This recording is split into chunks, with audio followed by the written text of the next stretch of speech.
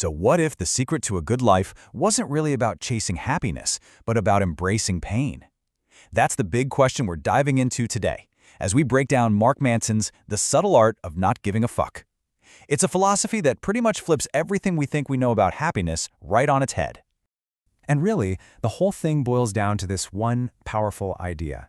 It's not about trying to avoid problems or sidestep pain. No, it's about consciously choosing which problems you want to have. What struggles are you actually willing to endure to live a life that feels meaningful? So, how did we get so backwards on this? Well, Manson argues that most of us are stuck in something he calls the happiness trap. And here's the paradox, right? The constant, relentless pursuit of happiness, always telling yourself, I need to feel good, I have to be positive, it only reminds you that you don't. That chase itself is a negative experience because it highlights everything you feel you're missing. And that chase throws us into what he calls the feedback loop from hell. Think about it. You feel a little anxious, and then you get anxious about being anxious. Or you feel angry, and then you get angry at yourself for feeling angry. It's this crazy, vicious cycle where we're judging our own emotions and just piling on layers of suffering that don't need to be there. Okay, so how do we get out of it? The answer is something called the backwards law.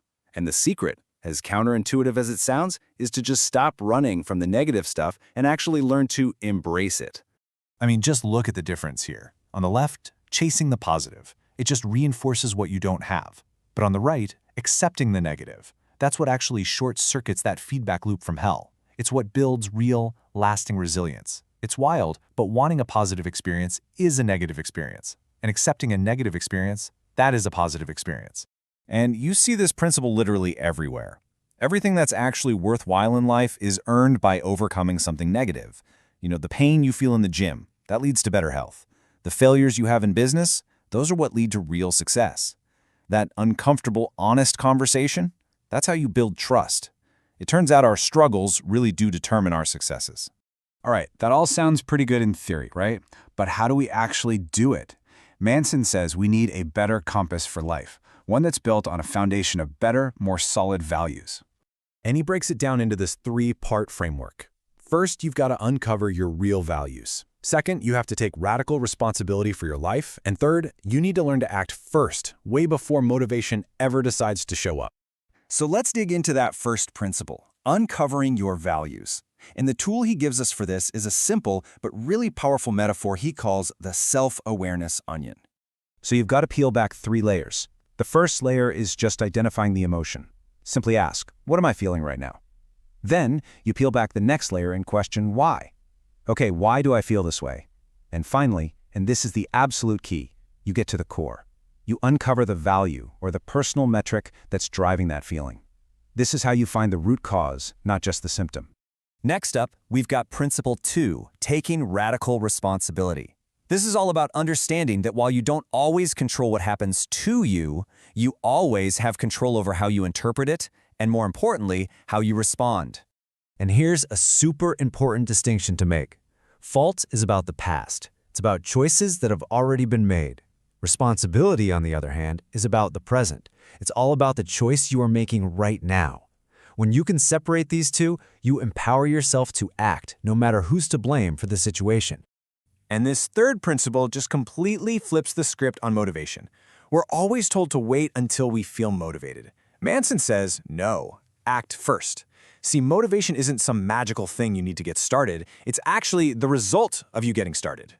This creates this amazing new loop. A small action, anything really, leads to some kind of reaction, which gives you a tiny spark of inspiration. And that inspiration is what fuels your motivation for the next action. The takeaway here is so simple. Don't just sit there, do something. Anything at all. Now, living by these principles, it takes commitment. And to really truly commit to something, you have to reject the alternatives. To stand for one value means you have to say no to other things. And it's that narrowing of your focus that creates depth, that creates meaning, and believe it or not, that's where you find real freedom. So what's the ultimate tool to help you decide what's worth committing to? Manson points to something we all share, our own mortality. Just knowing that our time is limited is the best compass we have.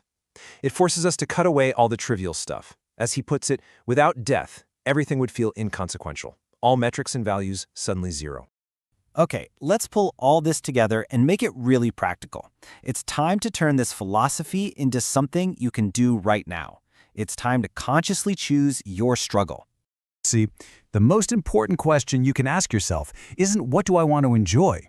The question that will actually define your life is this: what pain are you willing to sustain? What problems do you actually want to solve? And here are 3 tiny steps you can take today. First, list your top 3 values. Be brutally honest. If any of them are about external approval or looking good to others, cross them out. Second, practice a little acceptance. The next time you feel that discomfort bubble up, just name the feeling and just sit with it for 2 minutes. Don't do anything, just feel it. And third, pick one struggle, just one. Break it down into 3 tiny tasks, and then commit to doing the very first one today. In the end, the message is simple, but that doesn't make it easy. The quality of your life really is determined by the quality of the problems you choose to solve. So the only question left to ask is, what's it going to be? Choose better struggles, commit to one today.